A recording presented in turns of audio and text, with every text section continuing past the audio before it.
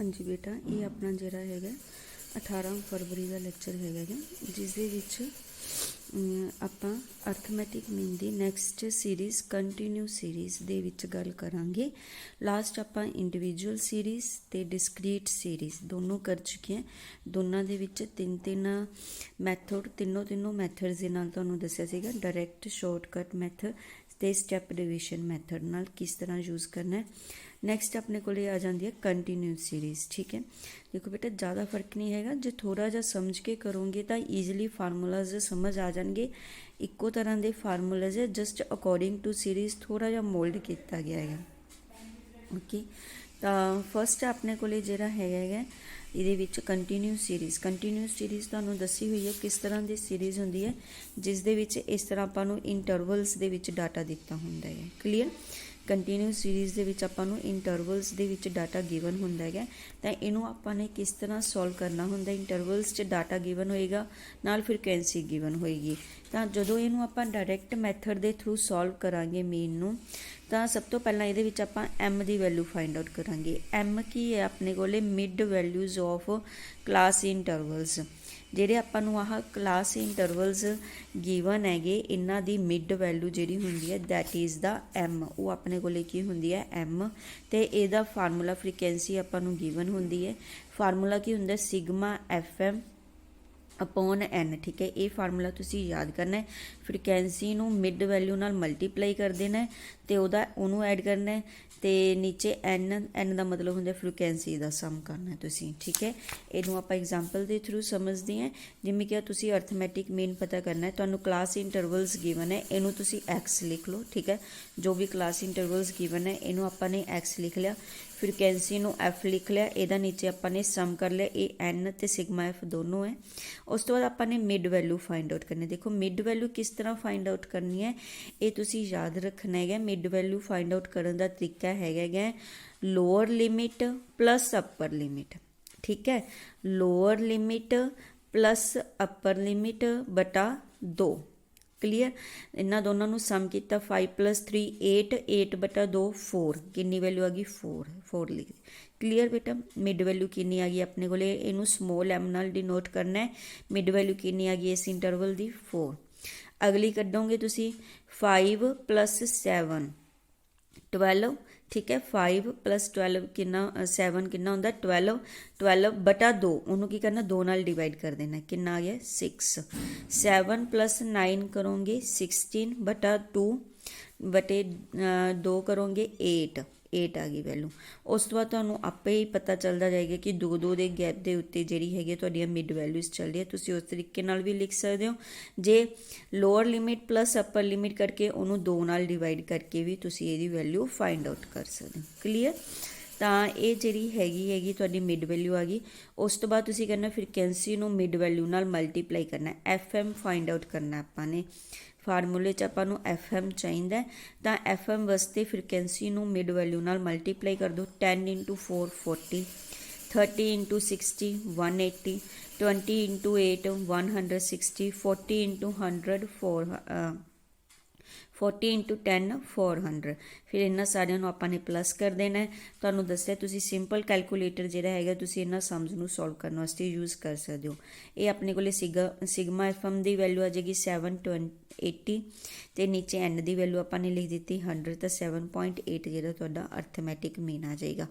इस तरह तुसी जिहड़ा हैगा करना। बाकी बिल्कुल सेम है, पिछलियां सीरीज़ दे विच तुहानू एक्स पहला ही दित्ती हुंदी सी, सिंपल तुसी उहनू मल्टीप्लाई करके जिहड़ा फार्मूला सेम है तुहाडा लगा देना।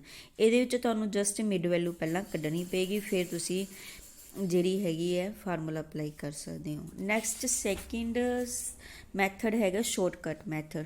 शॉर्टकट मैथड फार्मूला वही अपना सेम है, assume mean plus sigma F D X upon N.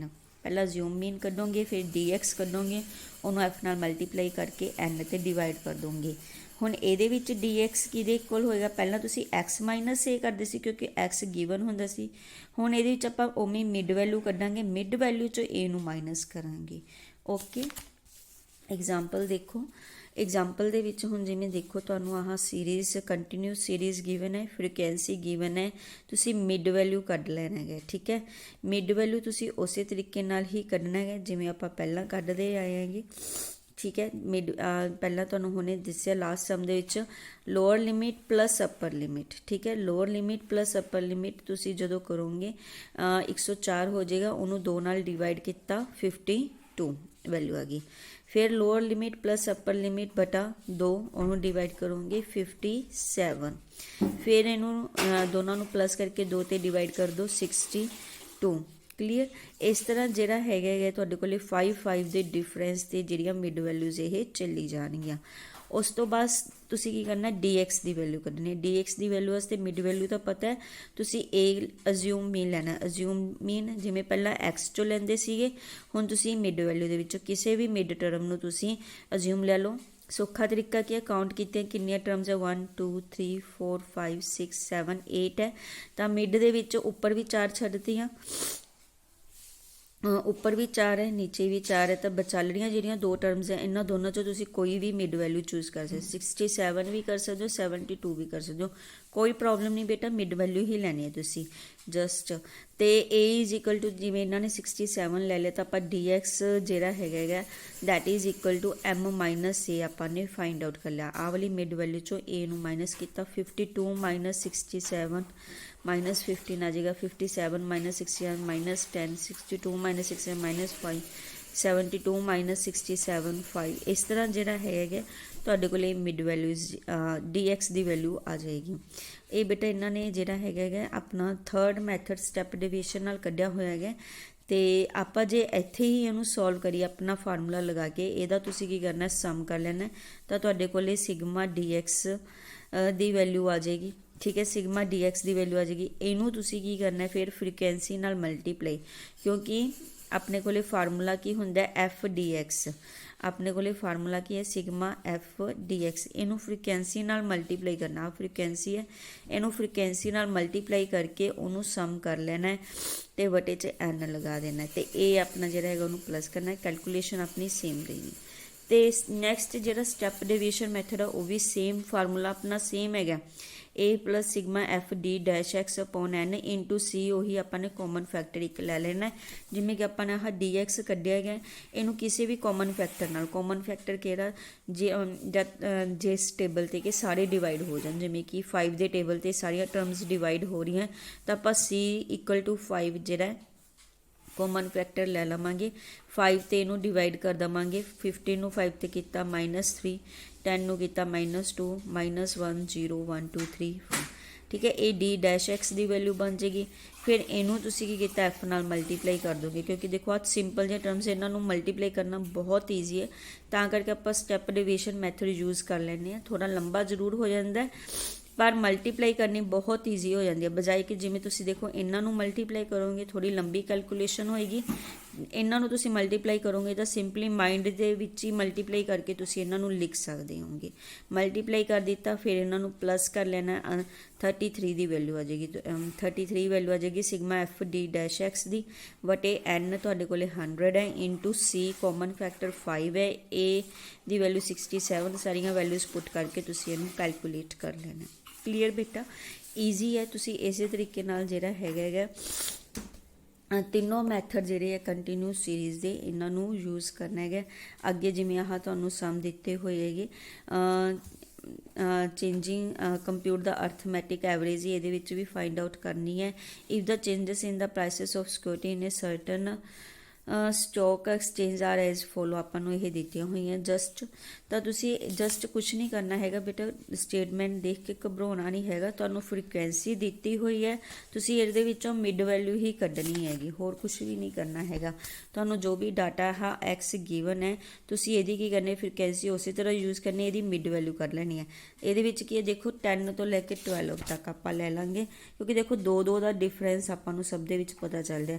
तो इत्थे भी तुसी की करना 10 एंड ओवर लिखे 10 तो 12 मान लो, ठीक है, 2 ही ये प्लस कर दो, तो 10 ते 12 की मिड वैल्यू कितनी हो जाएगी अपने को 11, 8 ते 10 की मिड वैल्यू हो जाएगी 9, 6 ते 8 की 7, इसी तरह 0 ਤੇ -2 ਦੀ -1 -2 ਤੇ -4 ਦੀ -3 ਇਸ ਤਰ੍ਹਾਂ ਤੁਸੀਂ ਸਾਰੀਆਂ ਮਿਡ ਵੈਲਿਊਜ਼ ਲਿਖ ਲੈਣੀਆਂ। ਉਸ ਤੋਂ ਬਾਅਦ ਆਪਣਾ ਸੇਮ ਪ੍ਰੋਸੈਸ ਰਹੇਗਾ। ਇਹਦੇ ਵਿੱਚ ਤੁਸੀਂ ਜਿਵੇਂ ਅਜ਼ਿਊਮ ਮੀਨ A ਇਕੁਅਲ ਟੂ 1 ਲੈ ਲਿਆ ਆਪਾਂ ਨੇ, ਉਹਨੂੰ ਮਾਈਨਸ ਕਰ ਦਿੱਤਾ ਮਿਡ ਵੈਲਿਊਜ਼ ਚੋਂ। C ਆਪਾਂ ਨੇ 2 ਲੈ ਲਿਆ, ਦੇਖ ਲਓ ਕਿ 2 ਦੇ ਟੇਬਲ 'ਤੇ ਸਾਰੀਆਂ ਟਰਮਸ ਡਿਵਾਈਡ ਹੋ ਰਹੀਆਂ, 2 ਲੈ ਲਿਆ। D ਡੈਸ਼ X ਦੀ ਵੈਲਿਊ ਆ ਗਈ, ਉਹਨੂੰ F ਨਾਲ ਮਲਟੀਪਲਾਈ ਕਰਕੇ ਤੁਸੀਂ ਫਾਰਮੂਲਾ ਅਪਲਾਈ ਕਰ ਦੇਣਾ। ਈਜ਼ੀ ਹੈ ਬੇਟਾ ਸਮਝ, ਠੀਕ ਹੈ। ਤੁਸੀਂ ਇਸੇ ਤਰੀਕੇ ਨਾਲ ਕਰਨੇ ਆ। ਹੁਣ ਇੱਕ ਆਹ ਚੀਜ਼ 4th ਐਗਜ਼ਾਮਪਲ ਹੈ ਜਿਹੜੀ, ਇਹਨੂੰ ਤੁਸੀਂ ਧਿਆਨ ਨਾਲ ਦੇਖੋ। ਇਹਦੇ ਵਿੱਚ ਆ ਤਾਂ ਤੁਹਾਨੂੰ ਦਿੱਤਾ ਹੀ ਹੋਏਗਾ, ਠੀਕ ਹੈ। ਏਜ ਜਿਹੜੀ ਹੈਗੀ ਉਹ ਲੈਸ ਦੈਨ ਦੀ ਫੋਰਮ 'ਚ ਦਿੱਤੀ ਹੋਈ ਹੈਗੀ, ਇਸ ਚੀਜ਼ ਦਾ ਧਿਆਨ ਰੱਖਣਾ। ਇਹ ਤੁਹਾਨੂੰ ਲਾਸਟ ਚੈਪਟਰ 'ਚ ਮੈਂ ਦੱਸਿਆ ਸੀਗਾ ਲੈਸ ਦੈਨ 10 ਲੈਸ ਦੈਨ 20। ਤਾਂ ਆਪਾਂ ਪਹਿਲਾਂ ਕੀ ਕਰਾਂਗੇ, ਇਹਨੂੰ ਇੰਟਰਵਲਸ ਦੇ ਵਿੱਚ ਚੇਂਜ ਕਰਾਂਗੇ। ਇੰਟਰਵਲਸ 'ਚ ਕਿਵੇਂ ਚੇਂਜ ਕਰਾਂਗੇ, ਲੈਸ ਦੈਨ 10, ਦੇਖੋ 10 ਦਾ ਗੈਪ ਹੈਗਾ, ਤਾਂ 10 ਦਾ ਗੈਪ ਆਪਾਂ ਇੰਟਰਵਲਸ 'ਚ ਲਵਾਂਗੇ। ਲੈਸ ਦੈਨ 10 ਮਤਲਬ 0 ਤੋਂ ਸ਼ੁਰੂ ਕਰਾਂਗੇ, 0 to 10, ਠੀਕ ਹੈ। ਅਗਲਾ ਇੰਟਰਵਲ ਕੀ ਹੋ ਜਾਏਗਾ, 10 to 20, 20 to 30, 30 to 40, 40 to 50 up to ਇਹ 80 ਤੱਕ ਚੱਲੇਗਾ, 7 to 80 ਤੱਕ ਤੁਸੀਂ ਇਸ ਤਰ੍ਹਾਂ ਇੰਟਰਵਲ ਲਿਖਣਾ। ਉਸ ਤੋਂ ਬਾਅਦ ਤੁਸੀਂ ਬੇਟਾ ਜਿਹੜੀ ਆਹ ਦੇਖੋਗੇ ਨਾ ਫ੍ਰੀਕੁਐਂਸੀ, ਨੰਬਰ ਆਫ ਪਰਸਨ, ਦੇਖੋ ਇਹ ਇਨਕਰੀਜ਼ਿੰਗ ਆਰਡਰ ਦੇ ਵਿੱਚ ਹੈਗੀ, ਇਨਕਰੀਜ਼ਿੰਗ ਆਰਡਰ ਦੇ ਵਿੱਚ ਗਿਵਨ ਹੈ। ਅਤੇ ਤੁਹਾਡੇ ਕੋਲ ਫ੍ਰੀਕੁਐਂਸੀ ਨਹੀਂ, ਇਹ ਕੁਮੂਲੇਟਿਵ ਫ੍ਰੀਕੁਐਂਸੀ ਗਿਵਨ ਹੈਗੀ ਤੁਹਾਨੂੰ, ਕਿਉਂਕਿ ਲੈਸ ਦੈਨ ਵੀ ਲਿਖਿਆ ਹੋਇਆ ਨਾ ਇੱਧਰ। ਲੈਸ ਦੈਨ 10 18 ਹੈ, ਅਤੇ ਲੈਸ ਦੈਨ 20 ਉਹਦੇ ਵਿੱਚ ਆ 18 ਪਲੱਸ ਹੈ, ਠੀਕ ਹੈ। 34 ਦੇ ਵਿੱਚ 18 ਜਿਹੜੇ ਇਹ ਪਲੱਸ ਆਪਾਂ ਨੂੰ ਇਹਨੂੰ ਮਾਈਨਸ ਕਰਨਾ ਪਏਗਾ, ਫਿਰ ਆਪਣੇ ਕੋਲੇ ਫ੍ਰੀਕੁਐਂਸੀ ਸਹੀ ਆਏਗੀ। ਤਾਂ ਇਹਨੂੰ ਕਿਸ ਤਰ੍ਹਾਂ ਕਰੋਗੇ ਤੁਸੀਂ, ਪਹਿਲੀ ਟਰਮ ਤਾਂ ਸੇਮ ਆ ਜਾਏਗੀ ਫ੍ਰੀਕੁਐਂਸੀ ਦੀ 18, ਉਸ ਤੋਂ ਬਾਅਦ ਜਦੋਂ 10 ਤੋਂ 20 ਕਰੋਗੇ ਉਦੋਂ ਤੁਸੀਂ ਕੀ ਕਰਨਾ, 34 ਚੋਂ 18 ਮਾਈਨਸ ਕਰ ਦੇਣੇ ਆ 16 ਆ। ਹਰ ਪਿਛਲੀ ਟਰਮ ਤੁਸੀਂ ਮਾਈਨਸ ਕਰਦੇ ਚਲੇ ਜਾਓਗੇ ਤਾਂ ਉਸ ਇੰਟਰਵਲ ਦੀ ਫ੍ਰੀਕੁਐਂਸੀ ਤੁਹਾਡੇ ਕੋਲੇ ਆ ਜਾਏਗੀ 16। ਅਗਲੇ ਵਾਸਤੇ 30 ਵਾਸਤੇ ਤੁਸੀਂ ਕੀ ਕਰੋਗੇ, 49 ਚੋਂ 34 ਮਾਈਨਸ ਕਰ ਦਿਓ 15, ਫਿਰ 61 ਚੋਂ 49, ਹਰ ਪਿਛਲੀ ਟਰਮ ਮਾਈਨਸ ਕਰਦੇ ਚਲੇ ਜਾਓ। ਜਿਵੇਂ ਜਦੋਂ ਆਪਾਂ ਕੁਮੂਲੇਟਿਵ ਫ੍ਰੀਕੁਐਂਸੀ ਬਣਾਉਂਦੇ ਹਾਂ ਤਾਂ ਹਰ ਅਗਲੀ ਟਰਮ ਆਪਾਂ ਪਲੱਸ ਕਰਦੇ ਚਲੇ ਜਾਂਦੇ ਹਾਂ, ਇਹਦੇ ਵਿੱਚ ਹਰ ਪਿਛਲੀ ਟਰਮ ਤੁਸੀਂ ਕੀ ਕਰਨਾ, ਮਾਈਨਸ ਕਰਦੇ ਚਲੇ ਜਾਣਾ, ਤੁਹਾਡੇ ਕੋਲੇ ਫ੍ਰੀਕੁਐਂਸੀ। ਉਦੋਂ ਬਾਅਦ ਸਮ ਜਿਹੜਾ ਹੈਗਾ ਉਹ ਤੁਹਾਡਾ ਸੇਮ ਹੈ। ਦੇਖੋ ਬੇਟਾ ਜਿਹੜਾ ਪਿੱਛੇ ਵਾਲਾ ਸਮ ਹੈ ਨਾ ਉਹ ਸਭ ਦੇ ਵਿੱਚ ਸੇਮ ਹੈ। ਮੈਥਡ ਤੁਹਾਨੂੰ ਸਮਝਾ ਦਿੱਤਾ ਕਿਵੇਂ ਕਰਨਾ ਹੈ, ਸਿਰਫ ਸਟਾਰਟਿੰਗ ਦਾ ਥੋੜ੍ਹਾ ਫਰਕ ਪੈ ਸਕਦਾ, ਅਲੱਗ-ਅਲੱਗ ਤਰੀਕੇ ਨਾਲ ਜਿਹੜੀ ਹੈਗੀ ਤੁਹਾਨੂੰ ਸਟੇਟਮੈਂਟ ਦਿੱਤੀ ਹੋ ਸਕਦੀ ਆ। ਤਾਂ ਤੁਸੀਂ ਚੰਗੀ ਤਰ੍ਹਾਂ ਸਟੇਟਮੈਂਟ ਨੂੰ ਦੇਖ ਕੇ ਸਮਝ ਕੇ ਕਿ ਇਹਨੂੰ ਕਿਸ ਤਰ੍ਹਾਂ ਸੋਲਵ ਕਰਨਾ ਹੈਗਾ, ਤੁਸੀਂ ਮੈਥਡ ਜਿਹੜਾ ਹੈਗਾ ਸੋਲਵ ਕਰਨ ਦਾ ਉਹ ਸੇਮ ਰਹੇਗਾ। ਮਿਡ ਵੈਲਿਊ ਤੁਹਾਡੇ ਕੋਲ ਆ ਗਈ, ਫ੍ਰੀਕੁਐਂਸੀ ਆ ਗਈ, DX ਕਰ ਲਓਗੇ, D dash X, FD dash X ਕਰ ਲਿਆ, ਫਾਰਮੂਲੇ 'ਚ ਵੈਲਿਊਜ਼ ਨੂੰ ਪੁੱਟ ਕਰ ਲੈਣਾ। ਉਸ ਤੋਂ ਬਾਅਦ ਸਿੰਪਲ ਹੈ, ਪ੍ਰੈਕਟਿਸ ਹੈ ਤੁਹਾਡੀ ਕੈਲਕੂਲੇਸ਼ਨਸ ਨੂੰ ਕਰਨ ਦੀ। ਕਲੀਅਰ। ਅਗਲਾ ਜਿਹੜਾ ਹੈਗਾ ਤੁਹਾਨੂੰ ਆਹ ਗਿਵਨ ਹੈਗਾ, ਇਹਦੇ ਵਿੱਚ ਵੀ ਠੀਕ ਹੈ, ਇੱਕ ਮਾਰਕੀਟ ਹੈ। ਮਾਰਕੀਟ ਦੇ ਵਿੱਚ ਕੀ ਹੈਗਾ, ਇਨਕਮ ਤੁਹਾਨੂੰ ਗਿਵਨ ਹੈ 150 to 300, ਠੀਕ ਹੈ, 300 to 500 ਇਸ ਤਰ੍ਹਾਂ ਜਿਹੜੀ ਹੈਗੀ ਹੈ ਇਨਕਮ ਗਿਵਨ ਹੈ। ਨੰਬਰ ਆਫ ਫਰਮਸ ਗਿਵਨ ਆਪਣੇ ਕੋਲੇ, ਅਤੇ ਨੰਬਰ ਆਫ ਵਰਕਰਸ ਪਰ ਫਰਮ ਆਪਾਂ ਨੂੰ ਜਿਹੜੇ ਹੈਗੇ ਉਹ ਗਿਵਨ ਹੈ। ਫਾਈਂਡ ਦਾ ਐਵਰੇਜ ਸੈਲਰੀ ਪੇਡ ਪਰ ਵਰਕਰ ਇਨ ਦਾ ਹੋਲ ਮਾਰਕੀਟ ਜਿਹੜੀ ਹੈ ਉਹ ਆਪਾਂ ਨੇ ਫਾਈਂਡ ਆਊਟ ਕਰਨੀ ਹੈਗੀ। ਤਾਂ ਇਹਦੇ ਵਿੱਚ ਤੁਸੀਂ ਕੀ ਕਰੋਗੇ, ਟੋਟਲ ਵਰਕਰਸ ਜਿਹੜੇ ਹੈ ਇਹ ਐਵਰੇਜ ਨੰਬਰ ਆਫ ਵਰਕਰਸ ਪਰ ਫਰਮ ਗਿਵਨ ਹੈ। ਤਾਂ ਐਵਰੇਜ ਨੰਬਰ ਆਫ ਵਰਕਰਸ ਜਦੋਂ ਆਪਾਂ ਨੂੰ ਗਿਵਨ ਹੈ ਤਾਂ ਇਹਦੀ ਇਹ ਤਾਂ ਐਵਰੇਜ ਗਿਵਨ ਹੈ, ਆਪਾਂ ਨੂੰ ਫ੍ਰੀਕੁਐਂਸੀ ਕਰਨੀ ਹੈ। ਉਹ ਕਿਸ ਤਰ੍ਹਾਂ ਨਿਕਲੇਗੀ, ਨੰਬਰ ਆਫ ਫਰਮਸ ਨੂੰ ਨੰਬਰ ਆਫ ਵਰਕਰਸ ਦੇ ਨਾਲ ਮਲਟੀਪਲਾਈ ਕਰ ਦੇਣਾ ਹੈ ਫ੍ਰੀਕੁਐਂਸੀ ਕੱਢਣ ਵਾਸਤੇ। ਜਿਵੇਂ 40 ਨੂੰ 8 ਨਾਲ ਮਲਟੀਪਲਾਈ ਕਰ ਦਿਓ, ਠੀਕ ਹੈ, ਕਿ ਇਸ 40 ਫਰਮਸ ਦੇ ਵਿੱਚ ਐਵਰੇਜ ਕਿੰਨੇ ਵਰਕਰਸ ਹੈ, 8। ਤਾਂ ਆਪਾਂ ਇਹਨੂੰ ਮਲਟੀਪਲਾਈ ਕਰ ਦਾਂਗੇ ਤਾਂ ਆਪਣੇ ਕੋਲੇ ਪਤਾ ਚੱਲ ਜਾਏਗਾ ਕਿ ਟੋਟਲ ਕਿੰਨੇ ਵਰਕਰਸ ਹੈ, 320। 32 ਨੂੰ 12 ਨਾਲ ਕੀਤਾ 384, 26 ਨੂੰ 7.5 ਨਾਲ ਮਲਟੀਪਲਾਈ ਕਰੋਗੇ 195। ਇਸ ਤਰ੍ਹਾਂ ਜਿਹੜੀ ਹੈਗੀ ਹੈ ਇਹ ਫ੍ਰੀਕੁਐਂਸੀ ਬਣ ਜਾਏਗੀ। ਇੰਟਰਵਲਸ ਗਿਵਨ ਹੈ, ਇਹਨਾਂ ਦੀ ਮਿਡ ਵੈਲਿਊ ਤੁਸੀਂ ਕੱਢ ਸਕਦੇ ਹੋਗੇ, ਠੀਕ ਹੈ। 150 to 300 ਇਹਦੀ ਜਦੋਂ ਮਿਡ ਵੈਲਿਊ ਕੱਢੋਗੇ 225 ਆ ਜਾਏਗੀ, ਅਤੇ 300 500 ਦੀ ਕੱਢੋਗੇ 400 ਆ ਜਾਏਗੀ। 500 ਦੇਖੋ ਇਹਦੇ ਵਿੱਚ ਕੀ ਹੈ, ਗੈਪ ਹੈ ਜਿਹੜਾ ਉਹ ਅਲੱਗ-ਅਲੱਗ ਗਿਵਨ ਹੈਗੇ, ਇਸ ਕਰਕੇ ਤੁਸੀਂ ਹਰੇਕ ਦੀ ਲੋਅਰ ਲਿਮਿਟ ਅਤੇ ਅੱਪਰ ਲਿਮਿਟ ਨੂੰ ਪਲੱਸ ਕਰਕੇ ਤੁਸੀਂ ਜਿਹੜਾ ਹੈਗਾ ਇਹਨੂੰ ਸੋਲਵ ਕਰੋਗੇ, ਠੀਕ ਹੈ। ਮਿਡ ਵੈਲਿਊ ਕੱਢੋਗੇ, ਉਸ ਤੋਂ ਬਾਅਦ ਦੋਨਾਂ ਨੂੰ ਮਲਟੀਪਲਾਈ ਕਰ ਦਿਓ, F ਅਤੇ M ਨੂੰ ਆਪਣਾ ਡਾਇਰੈਕਟ ਮੈਥਡ ਨਾਲ ਤੁਸੀਂ ਇਹਨੂੰ ਕੱਢ ਸਕਦੇ ਹੋ। ਉਸ ਤੋਂ ਬਾਅਦ ਤੁਹਾਨੂੰ 2 ਫ੍ਰੀਕੁਐਂਸੀਜ਼ ਮਿਸਿੰਗ ਹੈ, ਇਹ ਤੁਹਾਨੂੰ ਲਾਸਟ ਐਕਸਰਸਾਈਜ਼ 'ਚ ਮੈਂ ਇਹਦੇ ਨਾਲ ਦਾ ਸਮ ਕਰਵਾਇਆ ਸੀਗਾ। ਇਹ ਉਸੇ ਤਰੀਕੇ ਨਾਲ ਬੇਟਾ ਤੁਸੀਂ ਕੱਢ ਸਕਦੇ ਹੋ। ਬਸ ਇਹਦੇ ਵਿੱਚ ਤੁਸੀਂ ਮਿਡ ਵੈਲਿਊ ਕੱਢਣੀ ਹੈਗੀ ਕੰਟੀਨਿਊ ਸੀਰੀਜ਼ ਦੇ ਵਿੱਚ। ਇਸ ਤਰ੍ਹਾਂ ਤੁਹਾਡੀ ਜਿਹੜੀ 8.3 ਐਕਸਰਸਾਈਜ਼ ਹੈ ਉਹ ਤੁਹਾਡੀ ਕੰਪਲੀਟ ਹੋ ਜਾਂਦੀ ਅਤੇ ਤੁਸੀਂ ਈਜ਼ਲੀ ਇਹਨੂੰ ਸੋਲਵ ਕਰ ਸਕਦੇ ਹੋ ਕੰਟੀਨਿਊਸ ਸੀਰੀਜ਼ ਨੂੰ। ਚੰਗੀ ਤਰ੍ਹਾਂ ਬੇਟਾ ਇਹਨੂੰ ਕਰਨਾ ਹੈਗਾ। ਨੈਕਸਟ ਮੈਥਡ ਆਪਾਂ ਅਗਲੇ ਲੈਕਚਰ 'ਚ ਕਰਦੇ ਹਾਂ। Thank you.